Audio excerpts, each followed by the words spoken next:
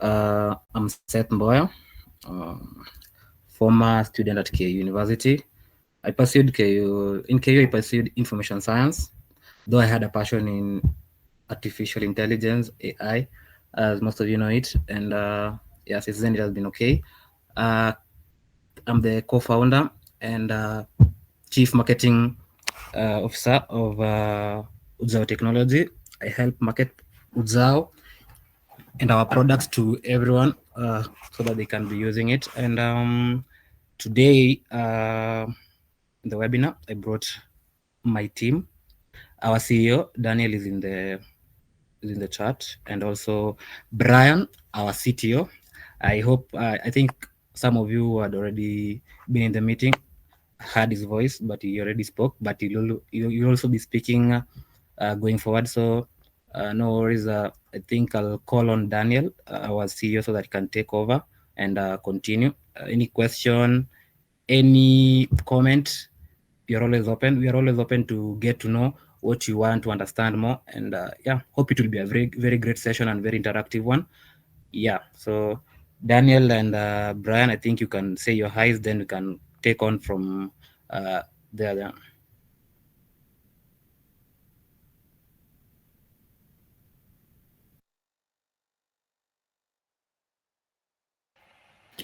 All right. Good evening, guys. I hope all of you are well.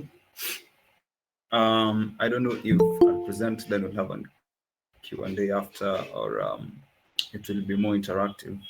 I'd rather go for a more interactive session, but maybe after a brief outline. So my name is Daniel.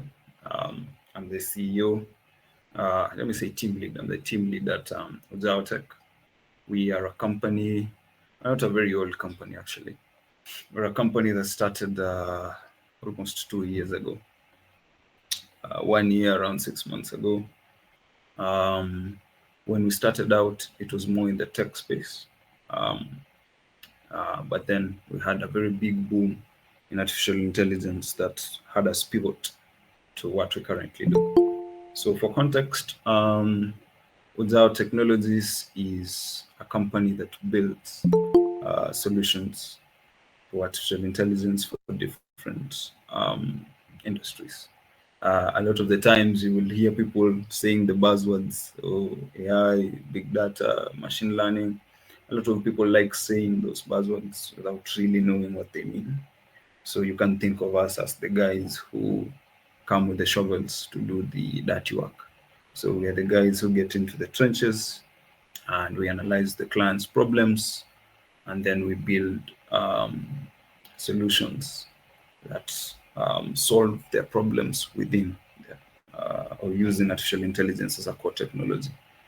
One thing I would say is I think artificial intelligence will change everything. It will change a lot of things. The way we approach life, the way we approach the internet. If say you think of life before 2000, if you just look back, it's not that much of a long time, just 24 years. If you look at life before 2000 and look at life before the internet and how life is right now with social media and everything going on, I think it's very different even to the level of society and how we interact with each other. So thinking about it from a personal perspective, all the way to your career, to your society, and I think I like the emphasis on Africa continent or some of the challenges that we face in Africa. Looking at AI from that kind of spectrum, I think is the approach specifically the people of our generation should be looking at. There are people who I think the name in the industry.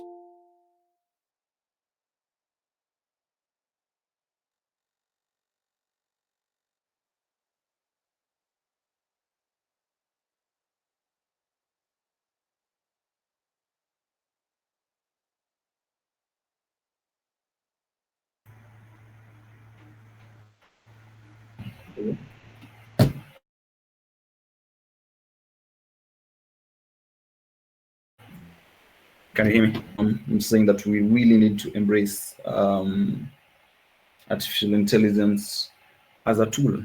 I'd say as a tool that has the potential to change um, our society, and as someone said before, uh, to change to change the state of our problems in Africa. So we started. I'll give a brief history of Ujao Tech, when we started, uh, and how we got to where we are.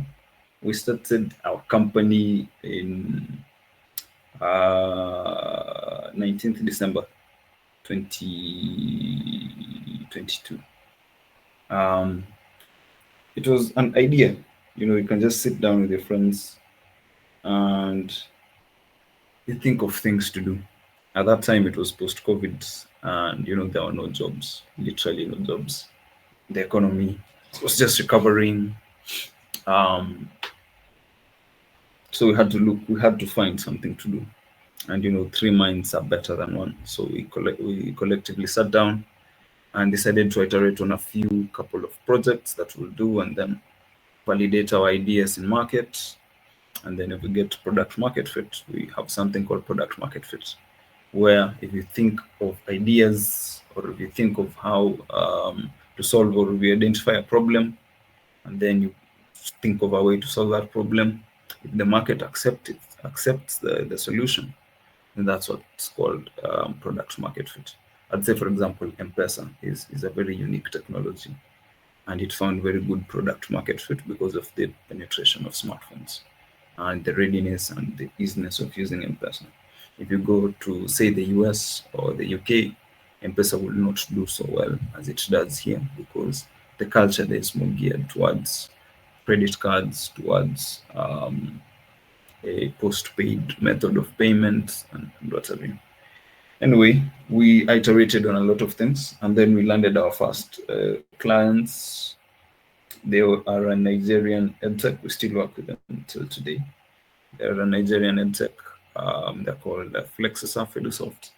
We worked with them through the entirety of last year. They build systems for schools. So we've worked with them both in and out of artificial intelligence, in and out of education, but we also have in-house products. So we at around that time, we launched an edtech product. It's called Jitahidi AI. I don't know if some of you have heard of it, but that is, I think, Seth's work nowadays. Kazi yake tu ni kumarket what Jitahidi does. Jitahidi is a G, and then T. And then from there, we moved on. We worked with a couple of NGOs,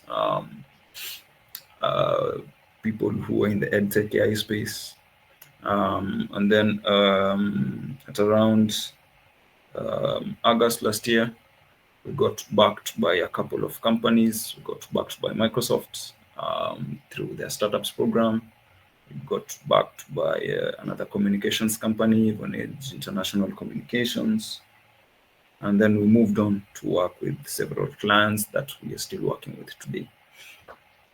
Currently, we are working on Jitahidi. We have a few iterations that we've gone through. We launched a public beta in late January. I think you guys can try it. It's a simple, okay, it's quite complex in how it works, but the ease of it is you can access it through WhatsApp. You can just chat with it like you're chatting with a friend, a colleague, or a coursemate through WhatsApp. The way we have programmed it, or the way we have built it up, is so it can cater to the needs of people who want to learn. We have quite a diverse range of subjects.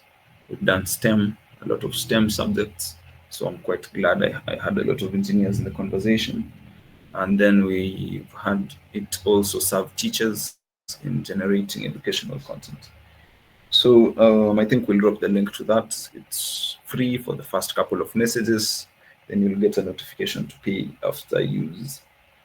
So, and then we're also working with an international organization called AI for Education.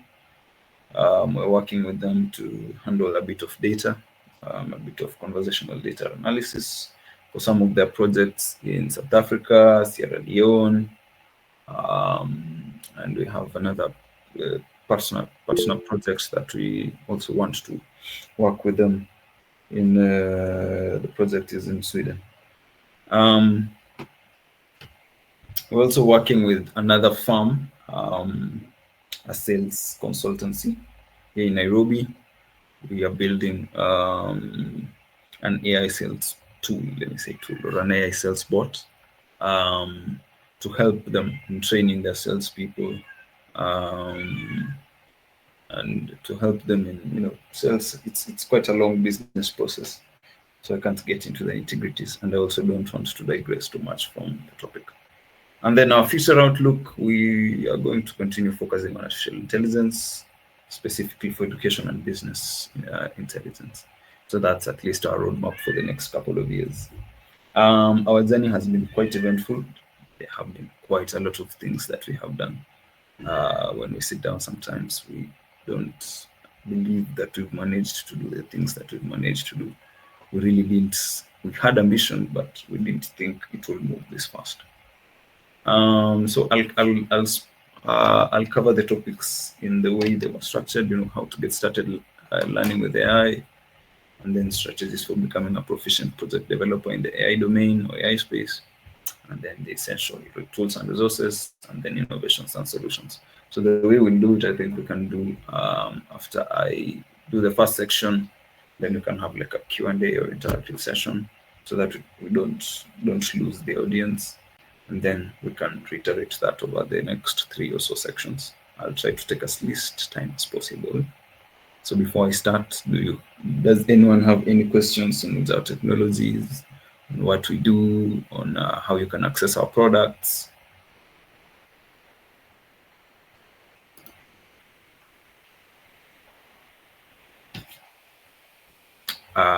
Okay, I will take this silence. Anyone with a question? Okay. I realize that you also have a website. Mm-hmm. And can someone access your products from the website? Yeah. So as Ujao Tech, Ujao Tech as the base company, our products, we work with enterprises to build products for them. So if you want to access our in-house product that is publicly available, set us send a link.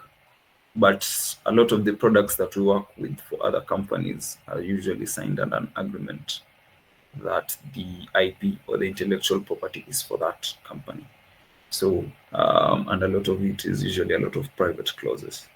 So I can direct you to some of the projects that we've worked on, or some of the things that we worked on. But what you can access is a portfolio maybe.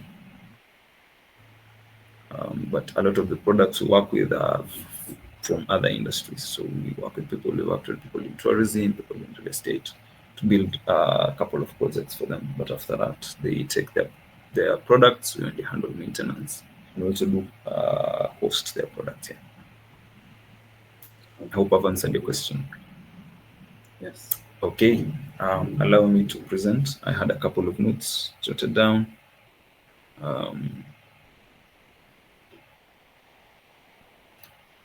I will take over as the main presenter.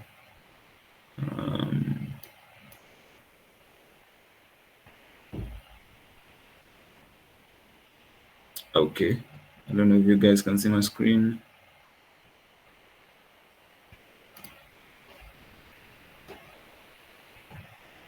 Yes, we can. Okay. I have a couple of notes. Developed a couple of notes. Now, before we start with the first section, I think a lot of this is very relative to your learning ability and to the specific interests that you have with artificial intelligence. Before November 2022, artificial intelligence was quite reserved. Maybe I didn't share my background. I have a background in computer science and artificial intelligence. So before 2022, artificial intelligence was reserved for people who knew what they were doing. Let me put it simply like that. It was just reserved for people who knew the data aspects, who knew coding, people who knew data structures, people who knew programming. But post 2022 November, when we had the launch of ChatGPT, then that changed the landscape per se, because it changed how people interact with machines and say that. And it also opened up AI to a lot of more people. Now, for those of you, I don't think there's a person who does not understand what AI is. Maybe I'll get a bit deeper into some of the different, say, divisions of artificial intelligence. The one that has been the hottest and the most popular, and the one that everyone is running head over heels for, is generative artificial intelligence. Take your ChatGPT, take your Jitahidi, for example. There's so many products. Take Google Gemini, we have Cloud Opers, we have Perplexity, Microsoft Copilot. There's so many developed. There's so many products developed. Yeah. And they're based on generative artificial intelligence. Generative in the means that they simply generate, they simply predict the next word in the conversation. That's the way they work. I won't get into the technical details. For example, ChatGPT, when you talk to it, it uses very complex mathematical models to predict what the next word would be so that it can answer you. So for it has been trained. There's a phenomena called training. It has been trained on a lot of data. So it will predict if someone is asked, how are you? The most appropriate way to respond. So we have that type of artificial intelligence called generative artificial intelligence. But before that, we did have other types. The other types were not as powerful as generative AI is. We had a lot of predictive artificial intelligence that has been used for quite a long time. If you think about the weather patterns that you see, that is artificial intelligence. It's very predictive. If you want to know if it will rain tomorrow, just pop out your phone and then just look at Google, just look at the weather for the entirety of the week. The other type of predictive AI that is very common is a lot of what we interact with almost every day. Think of your YouTube, your Instagram, your TikTok, Reddit. These are feeds, the way you see them after you use them, after you use those apps, Instagram, after you follow certain people, after you follow certain people on X, after you follow, you'll get a very specific kind of feed that is not identical, let's say identical to another person's feed in, say, YouTube, in the suggestions that you'll get even on Spotify. That is still predictive AI. Those have been the major ones, have not really surfaced, have been used for a couple of years. The other ones are more generative AI, coding, let me say a bit of tech by artificial through, let me figure out a way to automate things intelligently. There's platforms like Zapier that have been doing it for quite a while. That is a form of artificial intelligence. And the extent to which artificial intelligence is impactful, I think it's a question of debate. The generative AI has been quite hot because it can simulate how a human being talks. So it's difficult to tell the difference. In fact, if you just go a generation back, just find your guys who are 40, 45, 50, they won't even know that they're not talking to a fellow human being but a machine. So, as you can probably tell, this will have a big impact. So, how to get started? Simply develop a learning path.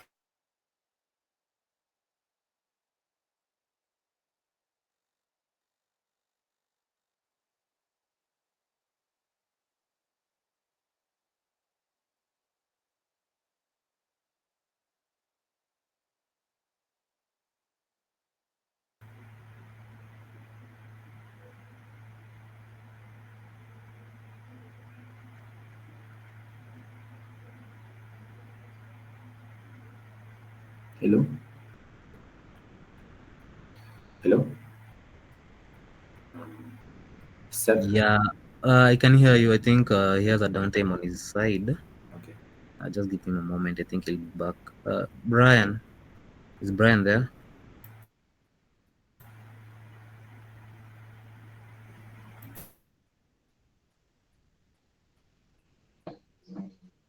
Hello, guys. Hello, bro. Yes, so I am Daniel was to take us through this session, but now that he is having problems, I will continue. I will continue from here. Yeah.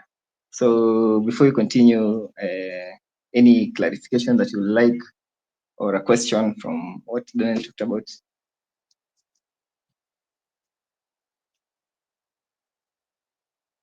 Hey, Brian, I think there's a question that one of our members, Ronnie, has asked in the chat, and something to do. Can you see it? Which cloud providers do you deploy to? Do you use Hugging Face spaces / inference endpoints? And also, or in general, what does your AI infrastructure look like? Okay, yes, this is a very nice question, Ronnie. Ronnie, it seems you have some knowledge on AI and building AI. Okay, so we use Azure for our cloud services. Azure is known for storage and for cloud storage. They also offer AI services, so this becomes very easy for us to access the AI models, to access the GPTs, and other models like the Mixtral, LMs, and those. Then from there, we are able to connect them to our existing applications and make the intelligent applications. So that is on the cloud providers. For Hugging Face, we use Hugging Face to test models. Okay, before we are able to deploy a model or we are able to use a model, we go to Hugging Face. We are able to how do you call it? I'm trying to make them as simple as possible. We are able to test them against each other. Like we are able to compare different models at the same time, then get results, and then from there we are able to make a choice of, okay, depending on these models. Okay, let me just bring more context. For models, each model is known to have a specific purpose. Like we have text generation models, we have models that are good in coding, you have scene models that generate images.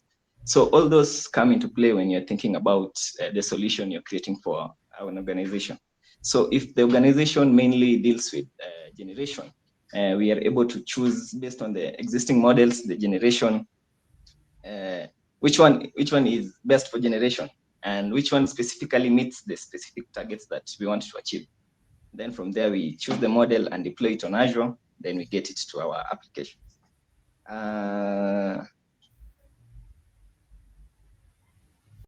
Azure ML, okay, yes, Azure ML has chatbot services and agentic workflow. Yes, Azure ML is a good place to start while building these solutions. But in the end, you'll realize you'll realize that Azure is also pricey, and those models do not come very cheap.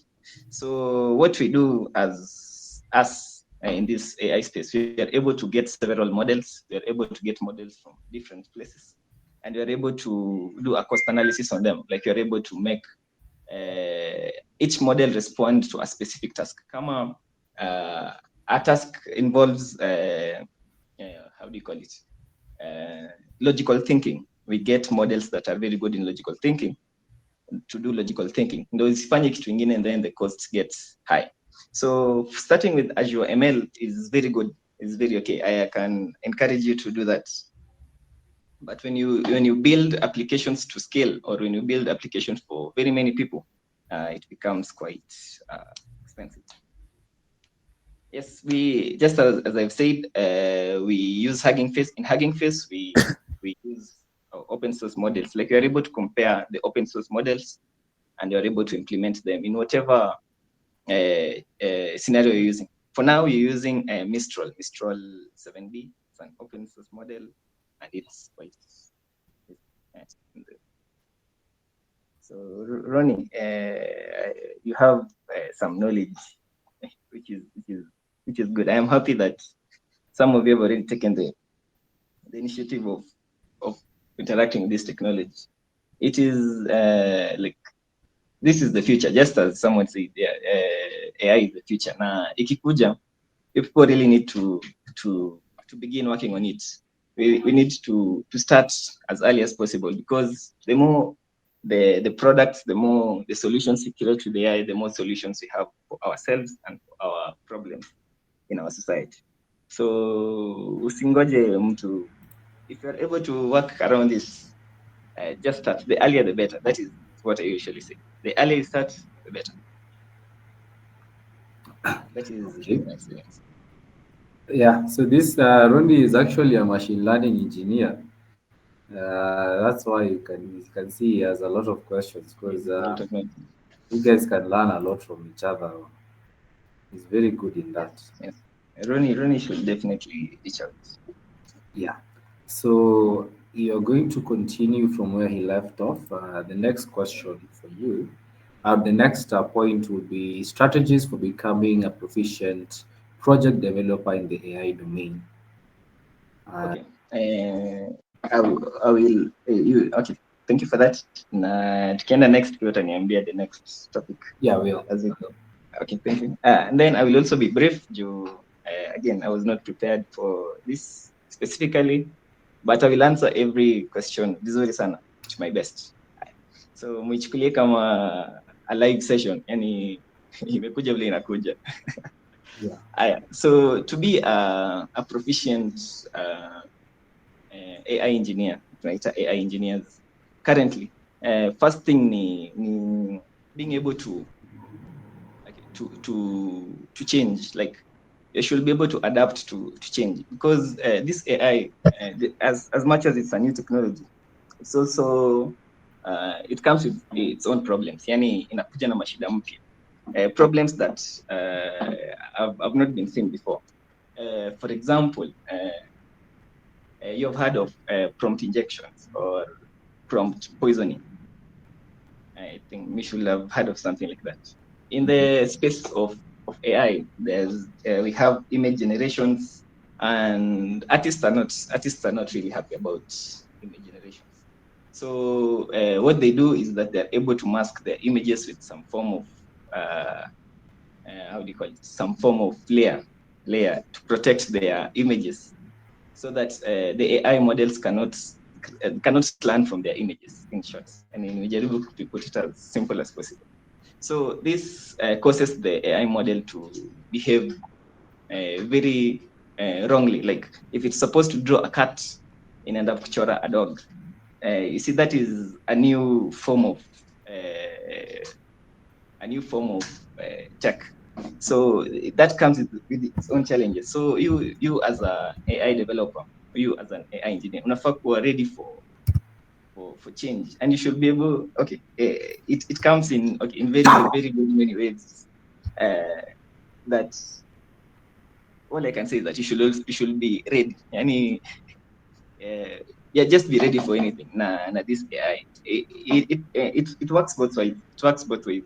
At times, unapata you have a really difficult task and you really need to solve it. For example, tunaweza peana analysis ya medical okay, let me bring it home to an example that we have it in our use case. We have one of our products that is able to assess questions, yani inasaidia walimu kumark maswali majibu.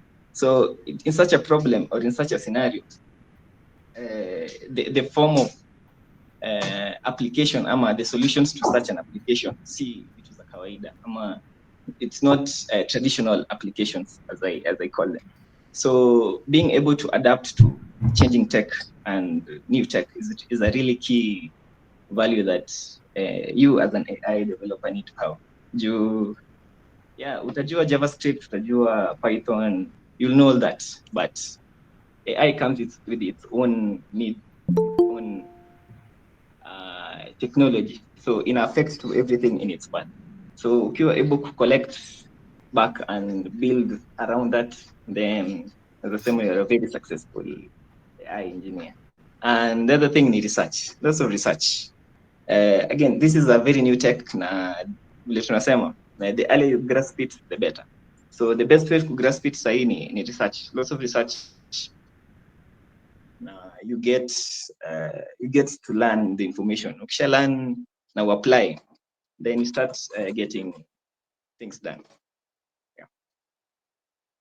Thank you so much for that. I think I saw Daniel join. Did I see that? Oh, he left again. I think he's having some. Yeah. Okay. Sorry about that. My network just dropped off. Okay. I just got my Wi-Fi guys to get it back. I don't know where I dropped off from. I just realized that I wasn't getting any feedback. So where you dropped off from, Brian took it up He and picked up. Yeah. and I guess he just answered the third prompt very well. And if there's someone who has questions about it, you can ask your questions, and then we will leave to Daniel to the fourth prompt, that is resources to stay ahead in the field. Does anyone have any questions?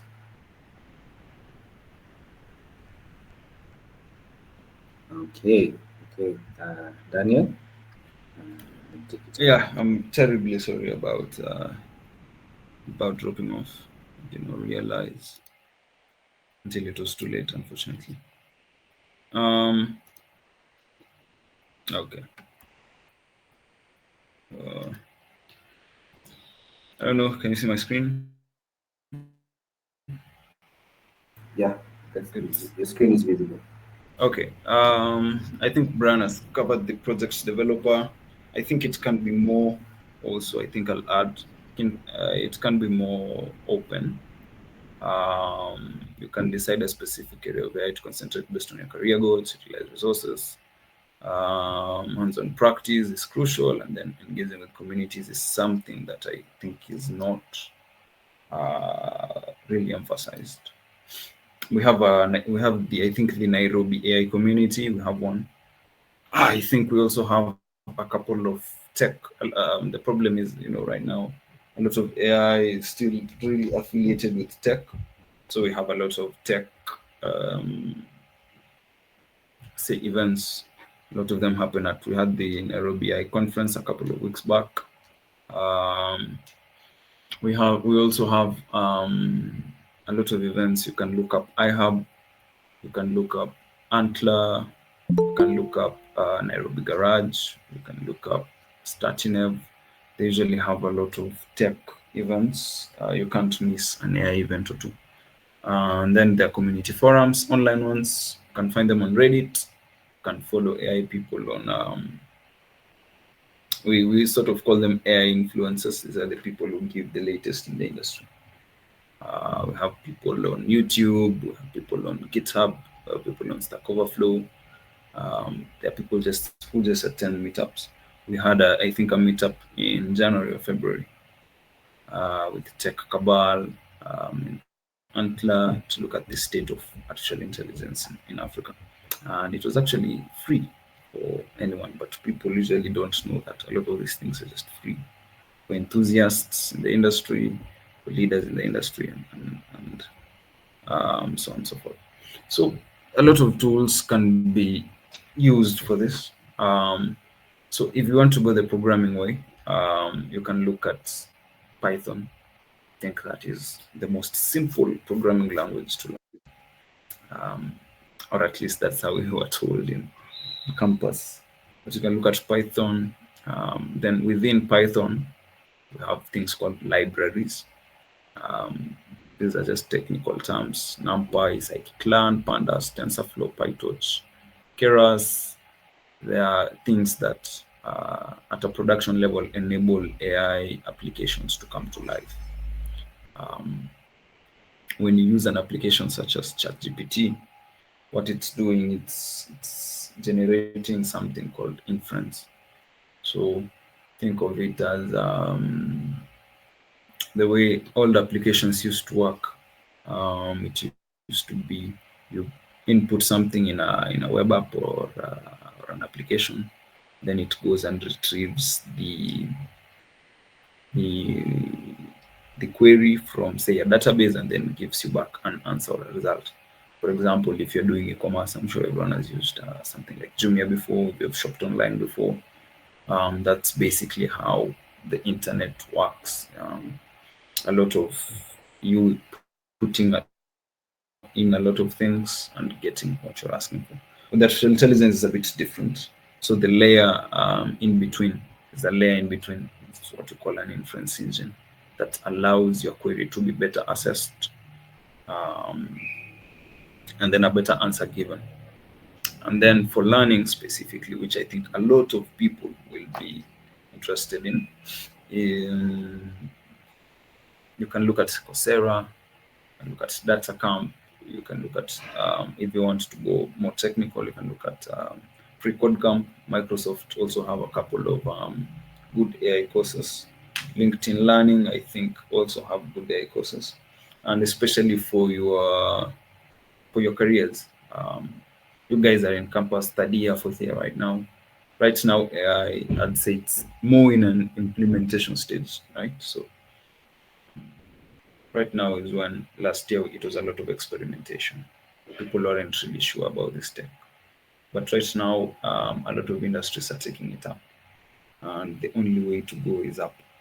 So for your CV, when you complete school, it will be absolutely necessary to at least know how to work an AI system too. So I don't think it's something that you guys should sleep on.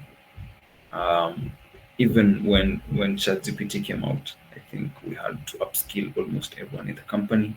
We had to get a lot of courses in. We had to get people to learn how to use these tools. The good thing is there is a lot of courses. You can look at LinkedIn. You can't miss someone saying something on AI, someone putting some resources on AI. A lot of this is usually just individual responsibility. If you are a civil engineer, or if you're a future civil engineer, let's put it that way, I'm very sure that there is someone somewhere, there is a madman somewhere who has decided to see where artificial intelligence and civil engineering can interact. Um, there is so much, but you actually don't need to learn all of it. So you just need to understand what exactly it is you want to learn. You can start from the basics. Google also offers some courses. But once you start following people within that direction, within that part of the industry, then you will understand also how what it takes to to to sort of get that knowledge. And then communities and forums, I think I've spoken about that. I think networking, also, I think it's something very underrated. And I don't think it's something that they tell you in school, that a lot of jobs and a lot of opportunities that you'll get, you won't get them because you are at the right place at the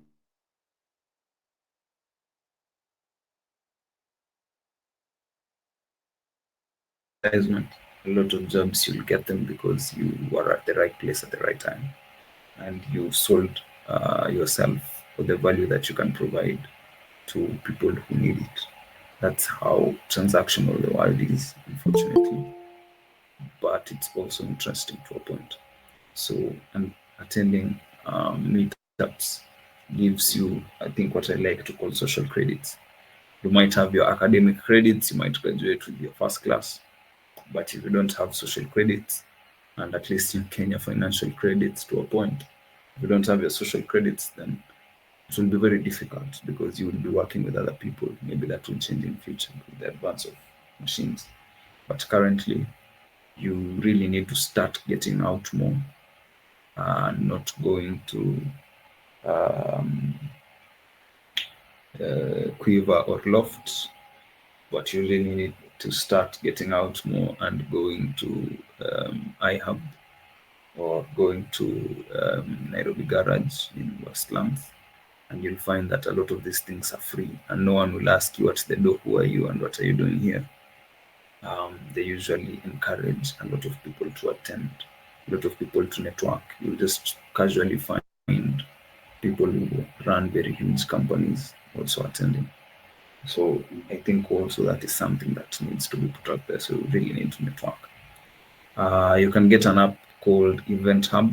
It usually outlines the events, at least around Nairobi. You'll find an event on a Saturday from something like 4 to 5 p.m. or on a Sunday, or sorry, on a Friday or a Thursday from 7 to 8 p.m. And that will really help, help you put yourself out there. So before we go to the last, I think, prompt, I don't know if there's any question.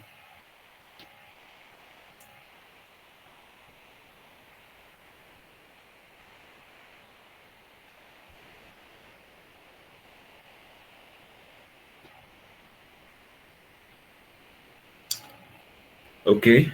I think I'll conclude with innovations and solutions that AI can offer to address societal changes. And it's a topic I think very also close to my heart. With the development of artificial intelligence, Africa, I think, faces a lot of problems. I think from where all of us sit, if you have been exposed in some shape, form, or manner to life in first world countries, be it through video on TikTok, actually being there, or any other social media, YouTube, anything else, then you would understand that we're still so far off the mark. And artificial intelligence, while the technology is still new, presents a lot of opportunities for us, I think, to catch up with the rest of the world and even to surpass them to a point, if I'd be a bit more positive.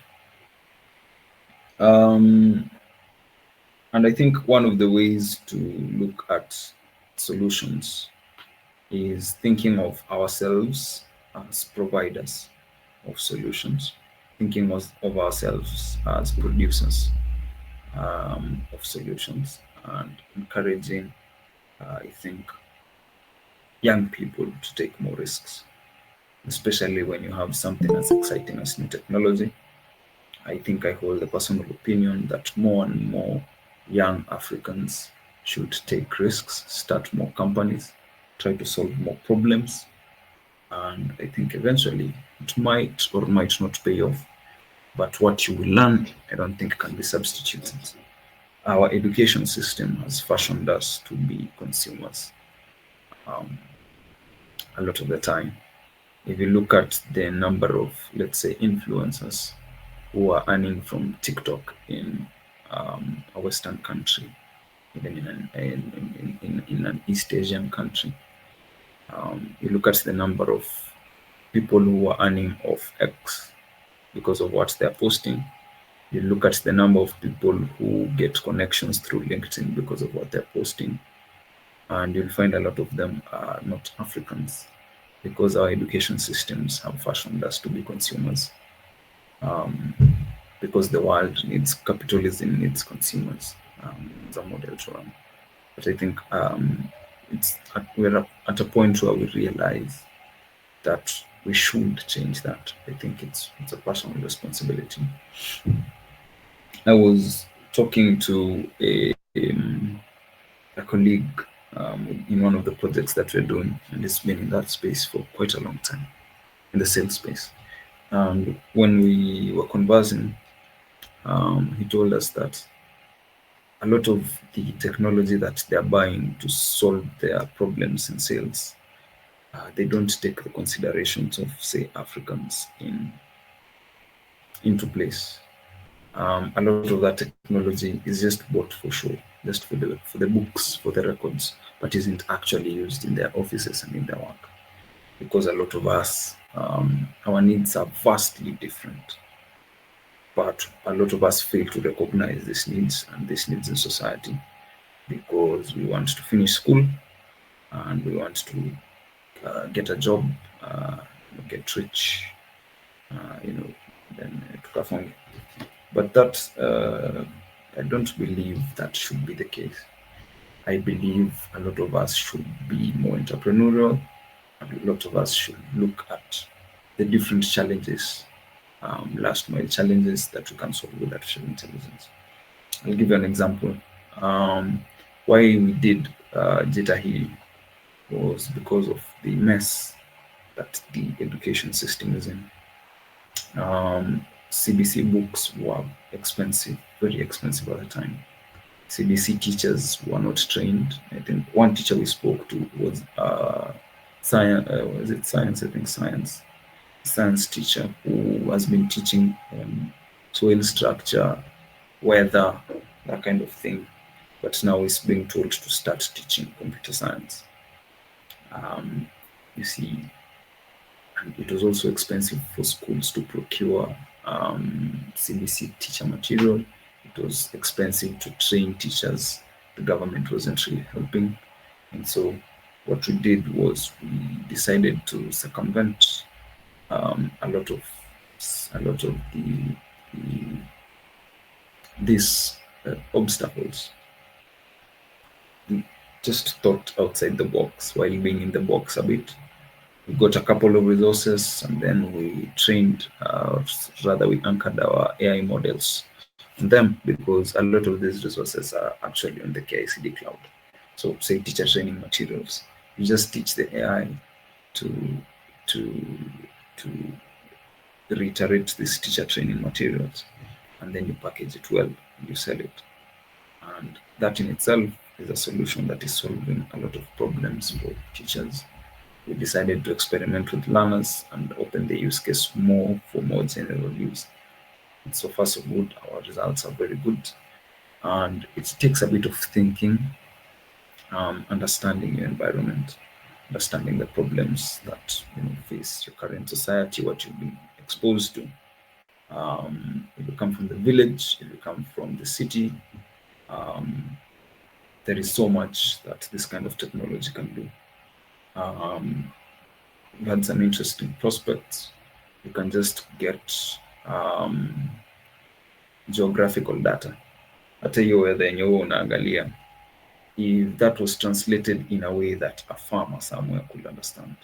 If I could have the data for the next 2 months, say when it will rain and what the temperatures are, and then I have AI translate that into a very simple way that a farmer can understand, you've really solved a lot of problems, because you go to a lot of farms and people, watu wengi bado, they still farm with instinct. They still measure around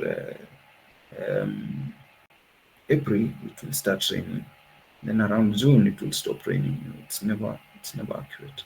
But if you tell someone on the 7th of April it will rain X amount of rainfall for this period, so plant one day before, and it actually happens, a lot of people will think you are using some kind of magic or witchcraft, while this information, a lot of it is publicly available.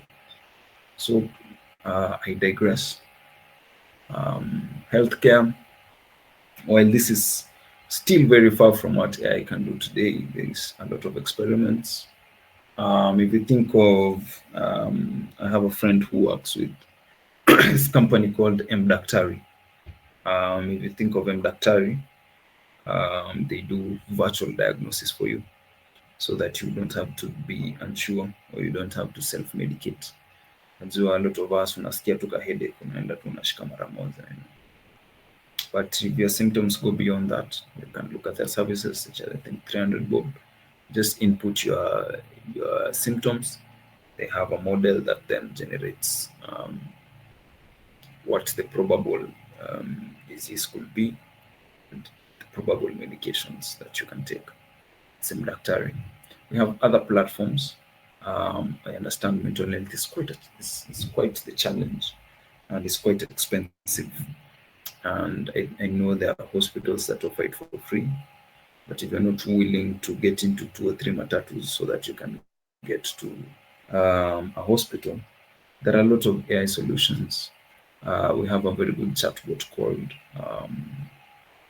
I think the name is Pi by Inflection. That really does very well in terms of mental health and communication.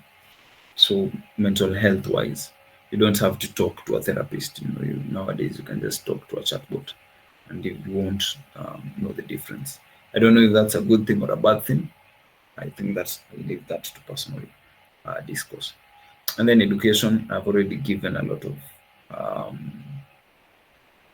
examples of how we used it in our market. And then the environment, I've already given an example of farming, climate modeling, wildlife conservation, resource management. There's this Going Green campaign all over Kenya. So if you can find an intersection of where artificial intelligence and, say, climate modeling intersect, and you are a Kenyan, then you can generate a lot of traction. You can generate a lot of waves. So I'd encourage us to all think innovatively.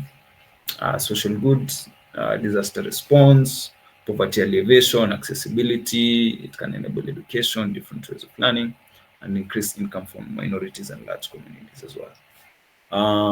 If I look at something like disaster response, just this morning, I think a bus was swept away on its way to Nairobi from Garissa due to flash floods. Some of this data or some of these predictions are simply made using artificial intelligence. And a road like that ideally should have been closed off, or the drivers should have been warned so that we can avoid something like that. Because there is already data that shows, excuse me, there will be heavy rainfall in a certain part. And AI just works with data. Last year we had El Nino, and I think everyone saw what happened in the frontier counties, northeastern, eastern, Garissa, that area, Mandera, Wajir. People saw what happened in those counties due to floods, and it has happened a lot of times. So you would expect that it's very obvious that if there'll be flash floods, because it has happened a lot of times here, we would know. But that is not the case. But a lot of that, it depends on people who are in power.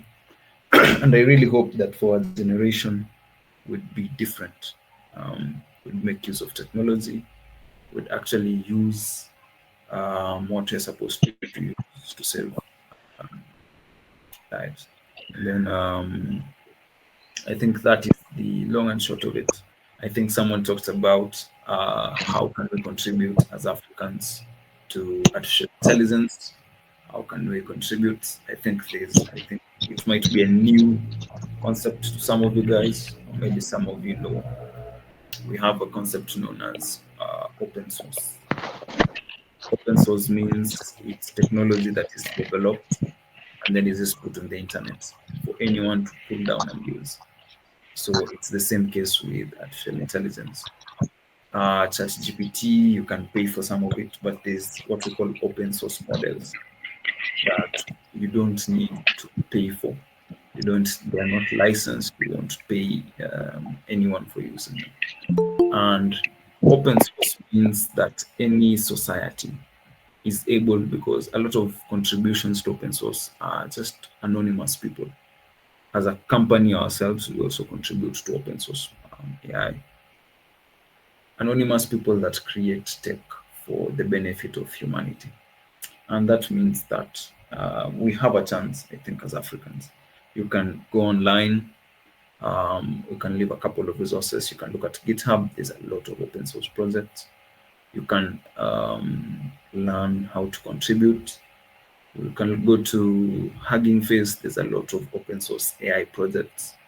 So the more we contribute to this project, I'd say as Africans, then the more we'll be recognized. You know, I always look at it in two dimensions. Um, you find a lot of Africans complaining that tumeachwa nyuma, sisi ndo tunanyanyaswa. It's always us complaining when it should be we should be more proactive. We should contribute when people are building these things. We should contribute. We should ask questions. And the internet is there. Everyone is in this meeting by virtue of an internet connection. The same internet you can look up, just type on your search bar open source projects, open source AI, learn what that is, and then look at how you can contribute. Because the more we contribute, the more our voice will be heard. And I think that's a better approach. A lot of the times, no one will tell you that, because we have people who've made a living out of being activists. And activists usually defend minorities or communities with problems. But when those problems are not there, then the activists will not have fodder for making their living out of. So the information you also consume is also make sure that you are very careful. A lot of political nonsense, a lot of activist nonsense, it can lead you down a more negative path. While I'd say be more optimistic with artificial intelligence, be more optimistic, just as an individual on opportunities, be more optimistic on your education, the financial status, be more optimistic, look for more optimistic content, consume more optimistic information. Understand, obviously, that there is a balance between your optimism, your pessimism, and reality. Understand where the line is. But generally, it will not hurt you if you look at a bit more opportunities, a bit more chances. You pull your head out of negative social media, and I think it's really a problem that we face as a generation. A lot of it is due to how the algorithms are programmed. They are programmed to get the most clicks out of you, regardless of what the content is. So on contribution, there is a lot of open source projects, which means you, me, a CEO somewhere, a student, an old person, anyone can contribute to this project. And there are contributions in different sizes. There are volunteers who can get data. There are people who write code. There are people who maintain the repositories. There are people who hold the meetings for people. It's a whole community. It's a whole community with a lot of different projects. I'm sure there are things that can strike some of your interests. So make sure to look at a lot of open source projects. We can share the most interesting ones that we've seen. And I think that will mark the end of that section. I don't know if there are any questions.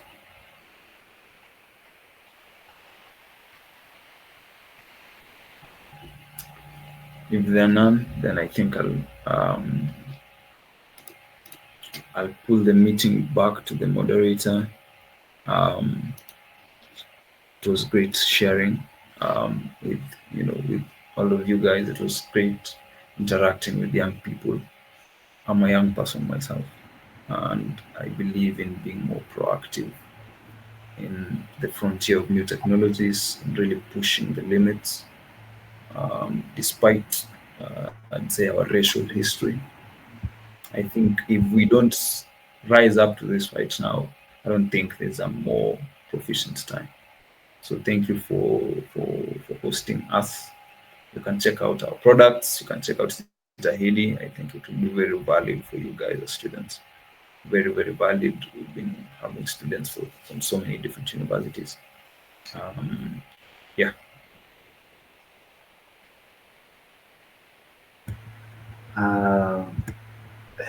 Hello, Daniel. Thank you so much for that presentation. And you left, there's a question that was asked to you from the chat, and it was, how does Ujao Tech manage to get past the challenges in making ML work in real life scenario?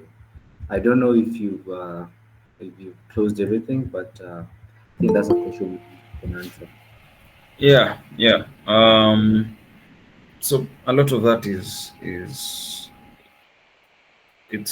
I'd say, hyperpigmented. I would say it depends, because we can't serve a market that isn't there, right? So you can't build anything if there's no market. So while the market for artificial intelligence locally is a bit small, there are still um, valid clients who have valid problems. So artificial intelligence, a lot of the times, is changing technology, but at its core, it's still technology. You still need a lot of valid problem solving techniques. Artificial intelligence can help with valid problem solving techniques, but you still need, as an individual, to understand problems, to model problems, and then sit down with clients. You can do a proposal or something, depends. And then simply there are different solutions. When you go to the technical side, you can look at hosted models, local models. But after we assess that a problem is solvable using artificial intelligence, because not all problems are solvable, also look at the level of the technology. For example, ChatGPT is very good at generating content for your essay, but it's very poor at math, for instance. As contrary as that may seem, it fails in basic mathematics. Some models can't even count the number of words that they've used in generating text. So understanding the level of where the technology is at is important, but it's all active. You must understand the technology and also understand the market, and then find a way of intersecting between them. Yeah. Yeah. Ronnie. Hello, Daniel. So I'm Ronnie. Nice presentation, and I really love what Ujao Tech is doing. So, yeah, I totally understand that you need to like take into account the realms of where the artificial intelligence technology is at. But so given that you mentioned that some models rather may not be good at, let's say, reasoning, all those benchmarks that we have for large language models. So I'm looking at Jitahidi. So you said Jitahidi is a product that was built to help teachers rather who are trying to get into the what's the new curriculum rather, this new CBC Yes. curriculum rather. So Yeah. how exactly is Jitahidi closing that gap, given that some of the models, okay, we have GPT-4 and we have Cloud is also coming up with good models that are passing the MMLU benchmark and all those reasoning Mm. benchmark. Like, do you have a challenge, given that now you're trying to make it easier for teachers to really understand some of these things and make Yes. sense of Yes. things, let's say mathematics and stuff? Mm. So, like, in your solution, the reason why I asked why, like, how does Ujao Tech really navigate the issue of making models work in the real life case scenario? Because yes, you might evaluate and think a model will work for a real life scenario, and then you test, prompt it, or let's say you have built a forecasting model, and then you need to go back and do a lot of iteration and stuff. So, like, how exactly the balance is what I'm asking. Like, for example, in your case, the Jitahidi product, like, how did that go till now you found like a balance where now kind of works? Yeah. Yeah. I think also your question is a bit more technical. I think I'll answer it a bit more technically. If you take an example of, say, GPT-4, right? It's a very good model, and it has been trained on a lot of data. It's a very huge model been that has been trained on a lot of data, and it can do a lot of things. So, if I use generative AI as an example, because I think that's what's more prominent, a lot of these models have, let's say, been trained on the entire internet. So within its confines, GPT-4 understands or knows what CBC is. You just have to find a way of bringing it out with with the least friction possible to the end user, the teacher in this case. So then it becomes an act of building infrastructure around such a model as GPT-4 so that we can use it specifically for CBC. For example, Jitahidi generates content, right? So if you have teacher friends or if you have guys who are studying education with you, you will notice that teachers do a lot of redundant work in creating lesson plans, lesson notes, that kind of thing.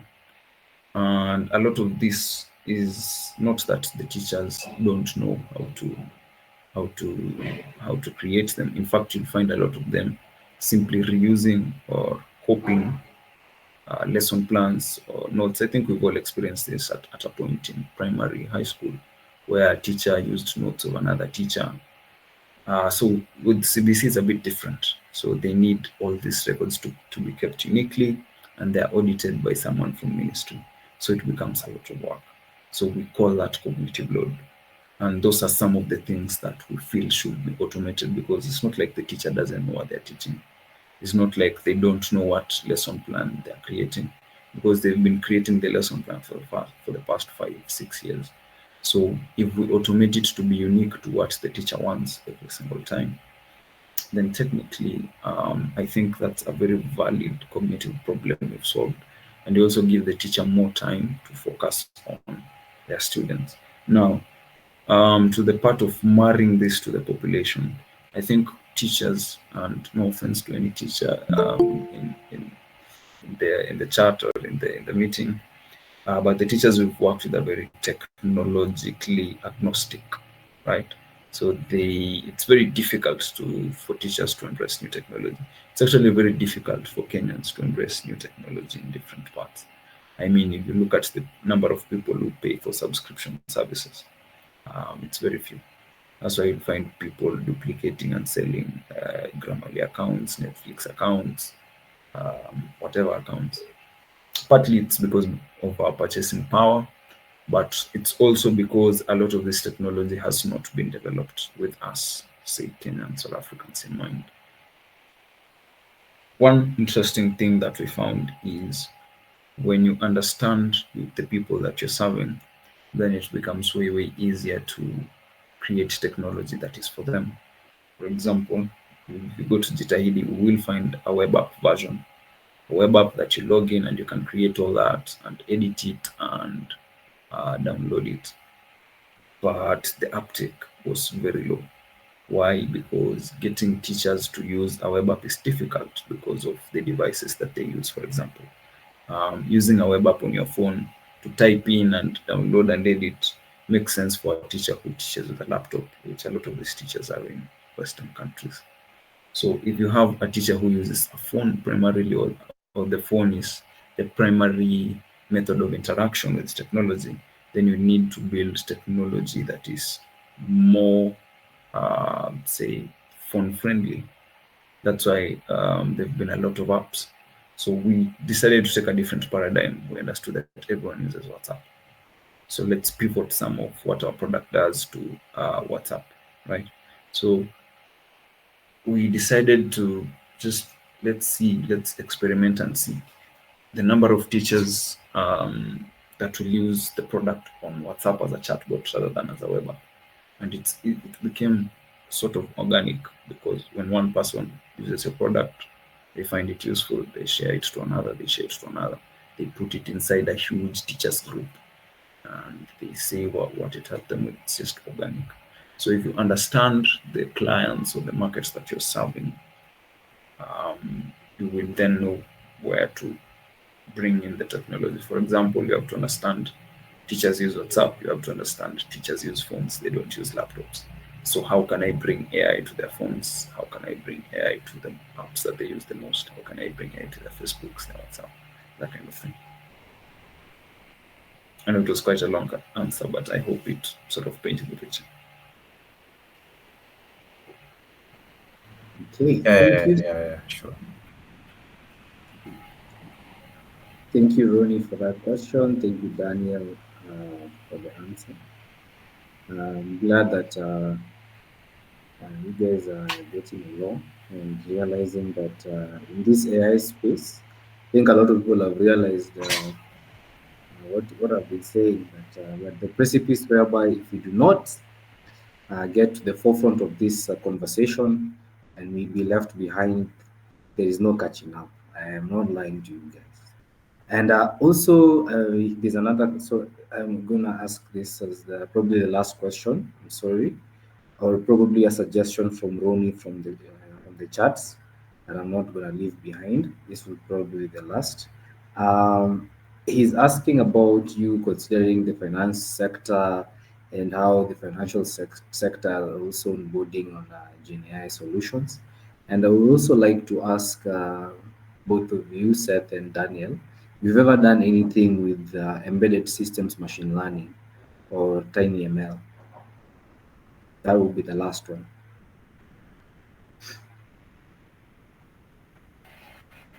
Yeah. Okay. I think I'll take the questions. Yeah. So the finance sector, fintech, I think it's the most popular kind of startups that you also see around. We have considered it. We are considering it. Um, there are sort of what do you call them? POCs. And so sort of we call them proof of concepts that we're working on. And I think soon enough, I think we'll partner.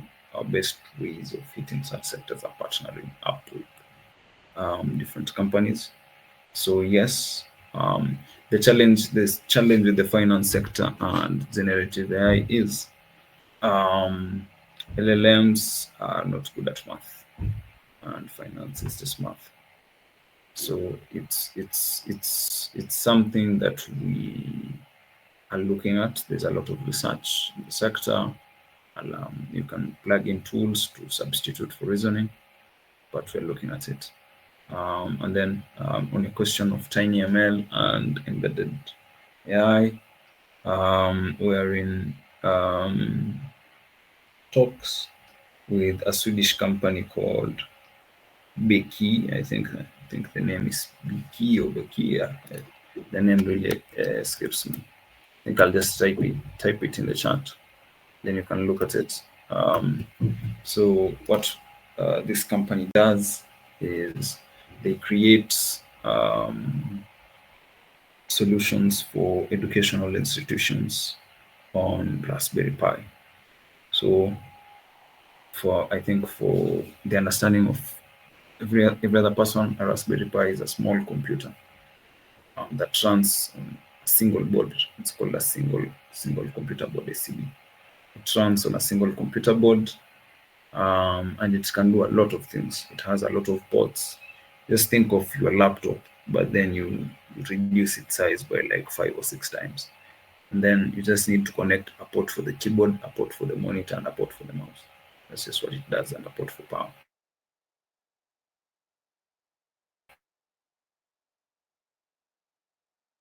Creates them of local networks.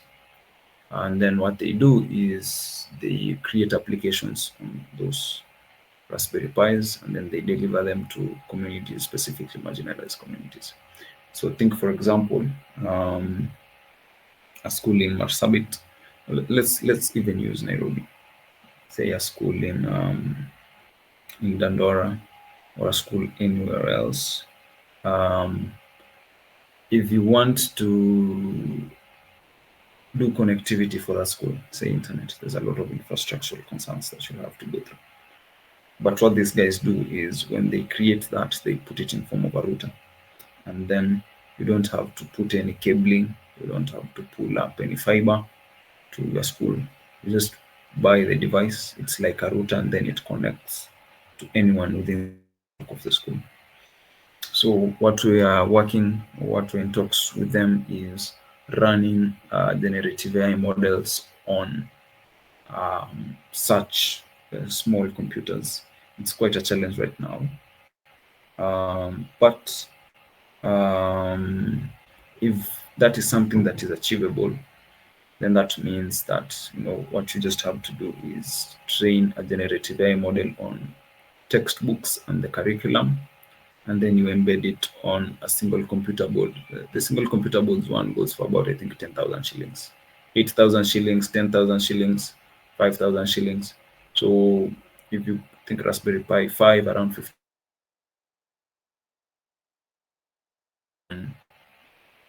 such a small board, and then deliver it to such a school, then you have replaced the need for libraries. You have replaced the need for getting internet to that school, because everything will just be local. Everything will be managed within the school, and the data will just remain within the school. All you just need to do is plug in a couple of monitors, and you have a very huge knowledge source for kids.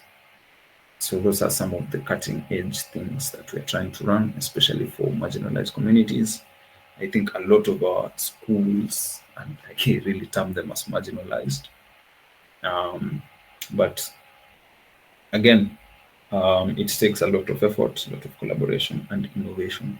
It's thinking that you can do it where other people haven't, and seeing just how far you go.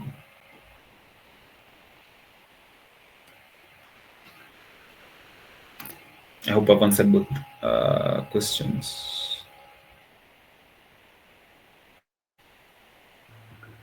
Okay, thank you so much for the answer, and we really appreciate for your input, and we are glad that you've taken your time to come and explain to us what is going on at the forefront of this AI discussion in Kenya. And we wish you all the best. And for the next few minutes, I think what's going to happen is I'll leave you and your speakers to give us a parting shot, and then after that, the last one will invite Cedric, our incoming chairman, to give us a vote of thanks, and that will be the end.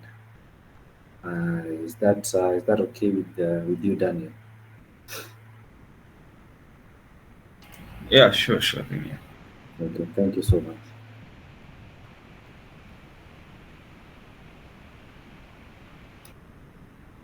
So I think I'll start, then my colleagues will then follow. We need to be more, I'd say you just need to take more risks as an individual. Sometimes you need to break away from the narrative that you have been taught by your parents, by your lecturers, by your teachers. You need to take more risks, and sometimes just see how it goes. I think that will be my parting shot. Artificial intelligence is a very risky space currently as we're speaking, especially when we're building in the space. It's a very risky space, but that hasn't stopped us from doing what we do. So take more risks, just be open to learning, be open to new technology, and always think outside the box while in the box.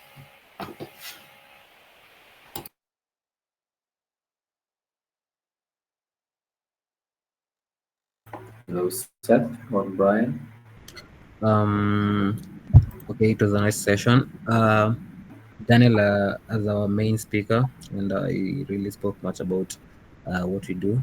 I hope you can always use our services wherever you want them. I already pasted a link to how you can access GTID via WhatsApp. You simply click the link. If your device is linked to, or if you're using a phone in the meeting, and it will directly take you to WhatsApp. You can always also check out whatever we post on our social media pages to always be on the know on what we've updated on our end, what's going on the AI spaces that we are in, and basically, yeah, it's a good life outside here if you come out and start thinking out of the box and get to engage in real life scenarios and also make deals, network at large with people. You get to understand that not only them that have created them, these LLMs, but they also need your help in navigating them, in getting to understand what, let me say, problems that are in Africa, because they're really trying to break through the market in Africa, but it's only us who knows what the problems we have. So I think with many companies and many risks that people can take through and try to get a niche in AI space, it will be a win-win situation for every Kenyan and every African uh, large. So that's my parting shot, and yeah, I hope it was a great session. And you can always engage us. You can always find me, Seth. By that name, you can always find it anywhere you'll search me. You'll always find me. So yeah, thank you. Hello, it's Brian there. I think you guys like Brian. Give us see them. I think he left. Okay, I think Brian left. So there's one last thing I want to ask you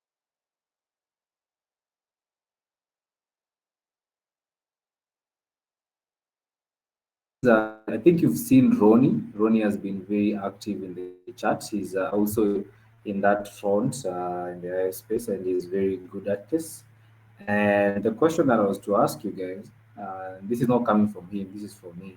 Uh, are you guys open to collaborations with students, or do you offer opportunities to guys who are interested in product development? Yeah, we actually are. Um, what we do is we have open source projects that we release from time to time. And then once you're on the open source project, basing on how you perform on the product development, product creation, we then offer short contracts that can lead to absorption into the company based on how you perform. So we started volunteering on open source on our open source projects or any open source project we release. We don't have one currently, but there's one we're doing. I think it will come public on the 18th of April. 18th of April, they're about that week. That's when we'll open source the project. But contributing to the project, I think if there are people who've contributed to open source before, you know how it usually goes. So contributing to the project, then if whatever you've contributed really moves the project, if it changes how the project works, if it gains a bit of traction, then we invite you to share how you did and why you did what you did. Then we explore opportunities from there. Okay, thank you. So, Ronnie and the rest of all who are very interested with AI and have knowledge, great depth of knowledge, or are just starting out, you've seen there's an opportunity to join Ujao Tech and do great things with them together. And let's put Africa at the forefront today. Let's have a space at this table, in the global table, because we we need to be there. We need to be there. We have the brains, we have the capacity. We probably have better brains, funny enough. And that has been my argument for machine learning and AI. And I wish that everyone who has attended this session feels the need, feels the urge and the fire within them to study and understand what this is and why there's so much hype about it. And lastly, I'd like to invite the incoming chairperson, Cedric, for a vote of thanks. And after that, he can end the meeting. Thank you so much for everything. And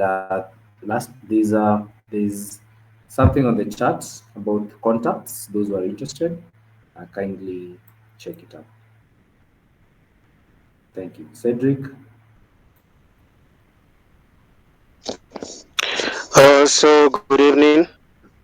I hope that I'm audible. So my name is Cedric Murage, and I'm the incoming chairperson of the Pivot Club KU. So on behalf of the Pivot Club, I extend a heartfelt gratitude to Daniel, Seth, and Brian for their illuminating webinar on AI. We have really learned a lot from you guys. I mean, your insights have not only enriched our understanding of AI, but they have also inspired us to delve deeper into the field. Sorry.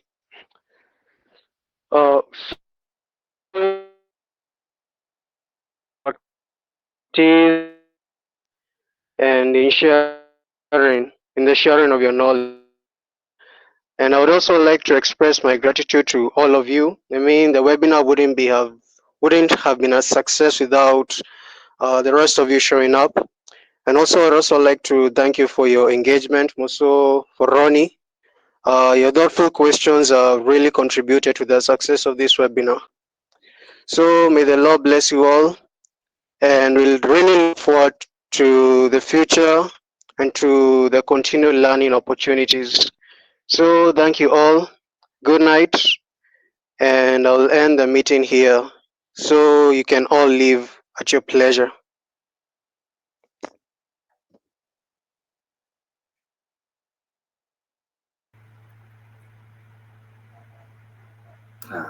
Wameenda.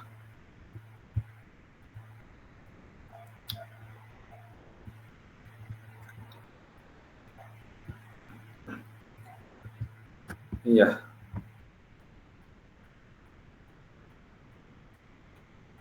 Shadrach, are you Yeah, still so alive? yeah, Okay. I'm Okay. around. So thank you so much, Seth and Daniel. You've been very resourceful and you've provided so much insight towards this topic. And we also appreciate you dedicating this time for this webinar. I look forward for more engagement in the future, and that also you might find some of the pivot members resourceful towards your company. So I think we'll engage more, and we look forward for shaping this country to being a problem-solving community. So thank you so much.